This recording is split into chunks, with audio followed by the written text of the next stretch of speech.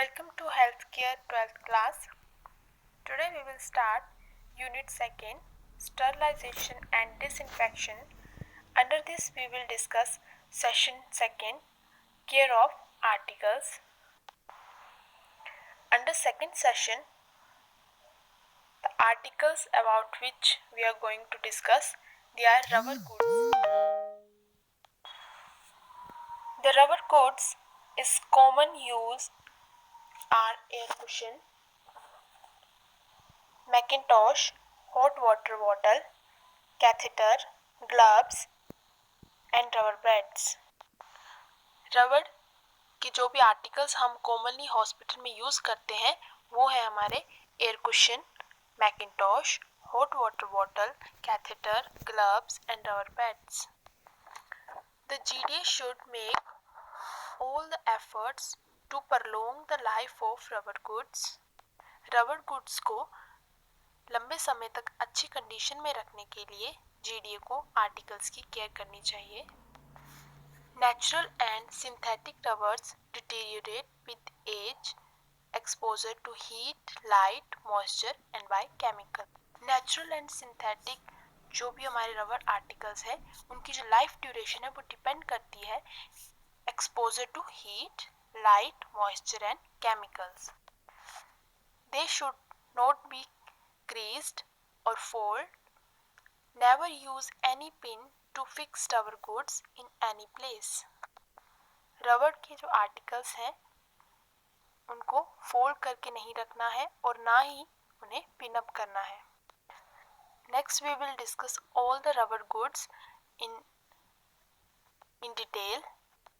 First one है care of gloves.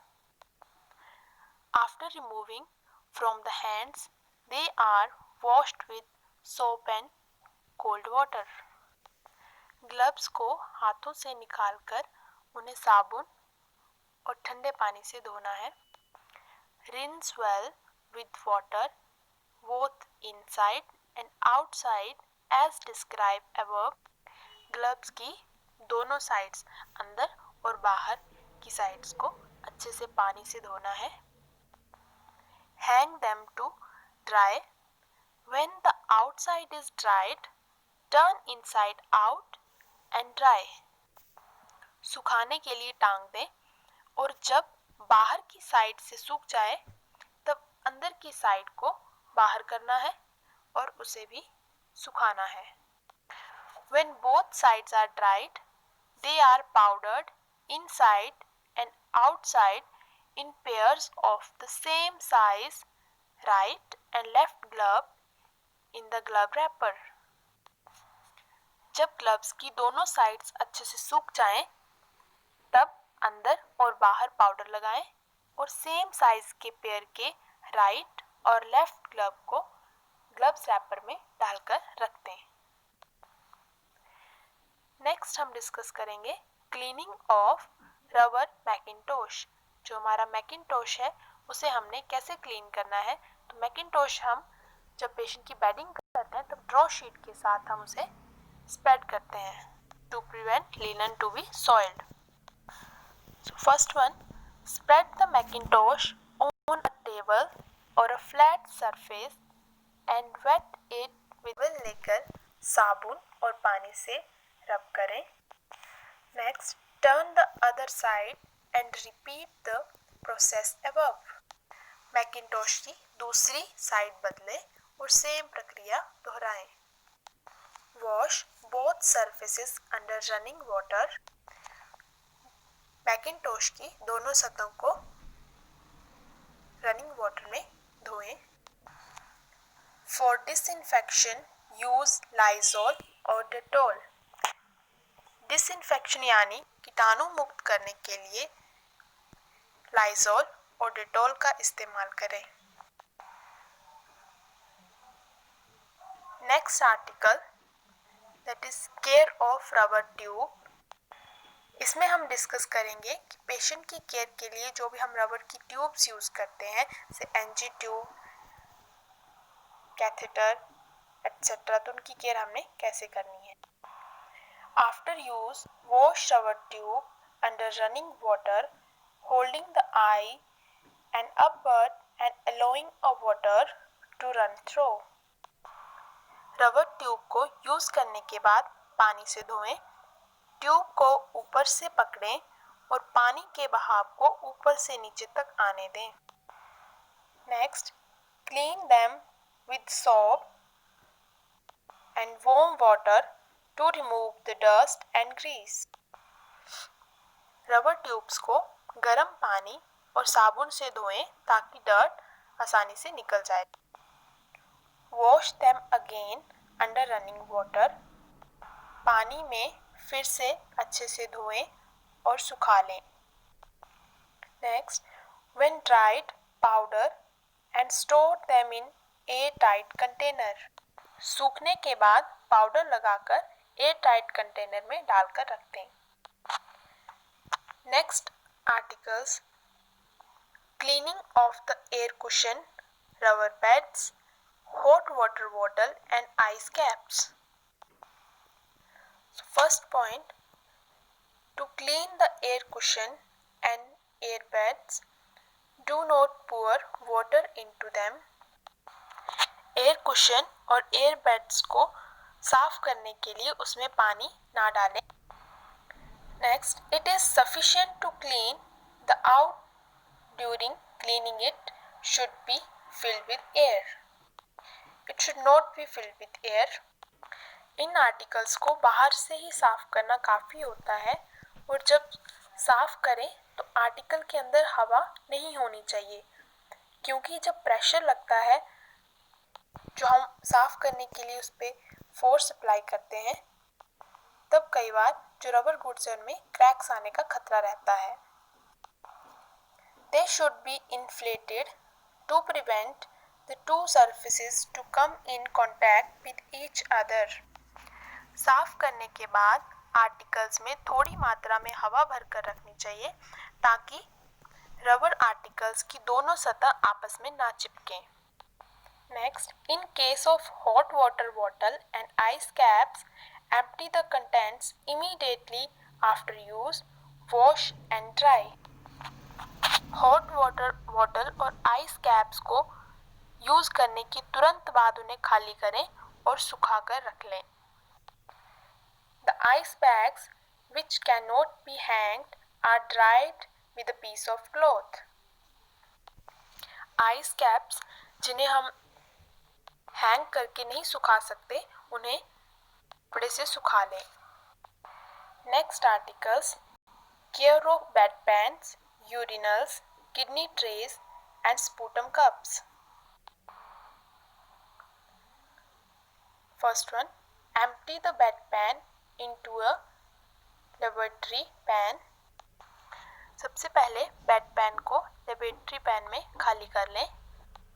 Next, rinse the bedpan with cold water under force. Wash with soap and warm water using a brush. Vim may also be used to remove the stain and rinse it well.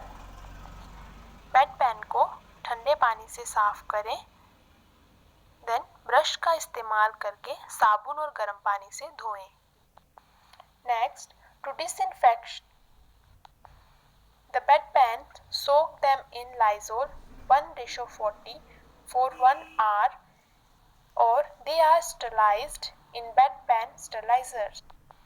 Disinfect यानी कीटाणु मुक्त करने के लिए बेडपैन को 1:40 Lizol solution में 1 घंटे के लिए स्टरलाइज करें।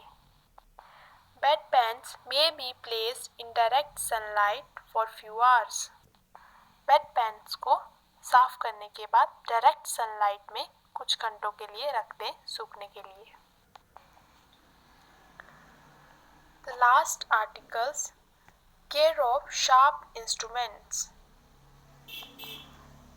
Under this, first point, the knives and scissors are the most commonly used sharp instruments. Knives और सीजर्स मुख्यतः इस्तेमाल होने वाले उपकरण हैं। The sharp instruments are sterilized. नुकीले इंस्ट्रूमेंट्स को स्टराइल किया जाता है। by hot air sterilizer exposing them to a temperature of 160 degree Celsius. Hot air steriliser में 160 डिग्री सेल्सियस के तापमान पर स्टराइल किया जाता है। Chemical disinfection can be done by submerging them to a temperature fully or under pure Dettol or other disinfectants। Chemical sterilization के लिए articles को डेटोल और अन्य डिसइंफेक्टेंट्स में रखा जाता है। The effects of any chemical disinfectant should be carefully investigated before it is used। किसी भी केमिकल डिसइंफेक्टेंट को इस्तेमाल करने से पहले उसकी इफेक्टिवनेस को ध्यानपूर्वक चेक कर लेना चाहिए। The last topic under this session, general instructions for removal of stains from the linen। Linen यानी बेड शीट्स से स्ट्रेन्स यानी दाग निकालने के लिए निर्देश। First point, note the kind and the colour of material stained. Note करें कि स्ट्रेन मटेरियल का रंग कैसा है। Next, try first stain can be removed with cold water. सबसे पहले ठंडे पानी से स्ट्रेन को साफ करें। Next, for coloured material always test the remover first on a small pot. Colour material के दाग लगे हों तो पहले थोड़े से भाग को साफ करके देखें। Next, if the stains contain fatty material such as blood, excreta, milk, pus from the wound। अगर blood, excreta, milk या pus के दाग लिनन पर लगे हो तो।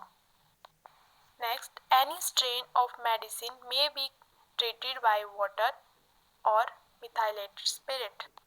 मेडिसिन से लगे दाग को मिथाइल स्पिरिट से साफ करें। When the stains do not respond to simple methods, bleaching powder and lemon juice। अगर सिंपल मेथड ब्लीचिंग पाउडर और लेमन जूस के इस्तेमाल से दाग ना निकल रहे हो तो then using boiling water for removal, stretch the part over a wall and pour the boiling water with force until the stain disappears। तब स्टेन पार्ट को गर्म पानी से उबले हुए पानी से फोर्स लगाकर धोएं। Next, when using an acid, stretch the part over a wall of boiling water and apply acid by mean medicine dropper। Stain निकालने के लिए एसिड का इस्तेमाल भी कर सकते हैं और जब एसिड का इस्तेमाल करना है तो एसिड को हमें मेडिसिन ड्रॉपर के साथ ही डालना चाहिए। इसी के साथ हमारा आज का सेशन जो वो कंप्लीट होता है। Thank you.